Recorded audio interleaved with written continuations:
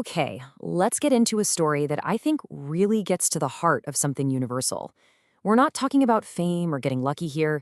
This is about the real, raw, unfiltered process of building something. Something that actually matters right from the ground up. And really, it all boils down to this one simple question. I mean, we all have dreams, right? But what's that thing, that bridge that takes you from just dreaming about it to actually making it real? Well, the story we're diving into today, it gives us a really powerful and, honestly, a surprisingly simple answer. All right, so let's start at the beginning. You know how every great journey has to start somewhere? And usually it's not some glamorous place. It's ordinary. Our story is exactly like that. It all begins with just a room and a dream. So who's our hero? Well, he's not a celebrity. He's not some kid who inherited a fortune. He's anonymous. He could literally be any one of us. He was just a kid. And that right there, the fact that there was nothing special about his situation, is exactly what makes this whole thing so incredibly powerful. And this really sets the scene, doesn't it? This wasn't a world of privilege and connections. It was a world of limits. A tiny room, but a massive dream. And here's the key part. Nobody was watching. There was no spotlight, no shortcuts, no easy way out. So, you've got this kid, no audience, no clear roadmap. And he's at a fork in the road. He has to make a choice. And this next part, this is all about that decision. It's about the grind, the unseen discipline that happens behind closed doors, way before anyone has a clue what you're building. And this is a decision we all face every single day. On one side, you've got the easy path, right? All the distractions, the instant gratification. And on the other side, well, that's the path he chose. The discipline, the focus, the hard work. It's the difference between just consuming the moment and actually building your future. So, what was his secret? How did he actually do it? Well, it wasn't about waiting for some magical burst of motivation to strike. No way. He built a system, a routine. He was up before the sun and still working after it set. He was learning, practicing, honing his skills when there was literally no one around to impress. He got it. He understood that greatness isn't some big, flashy event. It's a habit you build, piece by piece, day after day. But here's the thing. When you choose that harder path, don't expect the world to throw you a parade. In fact, it's usually the exact opposite. And this next chapter of his journey, it's all about the pushback he got, the noise from the outside world. And what's the first thing he ran into? Ridicule.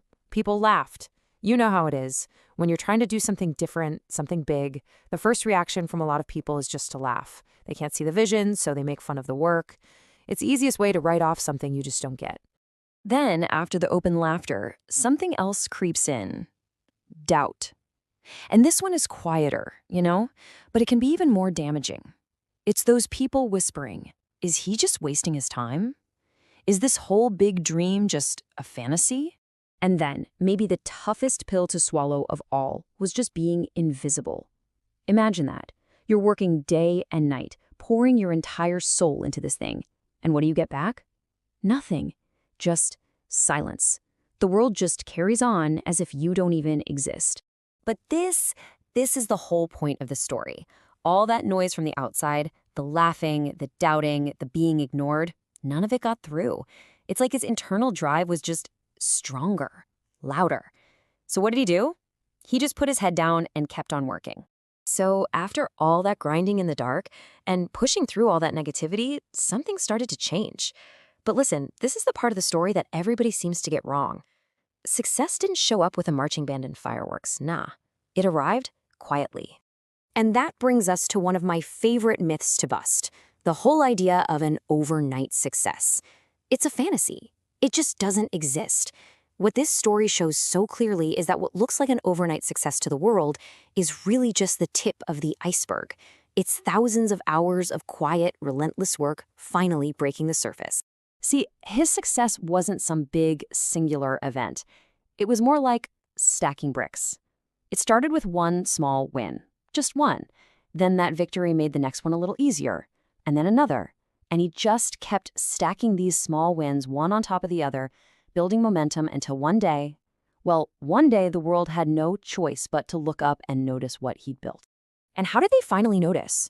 It wasn't because he started screaming from the rooftops about how great he was. He didn't have to. The work itself started to speak. The quality, the consistency, it became its own voice.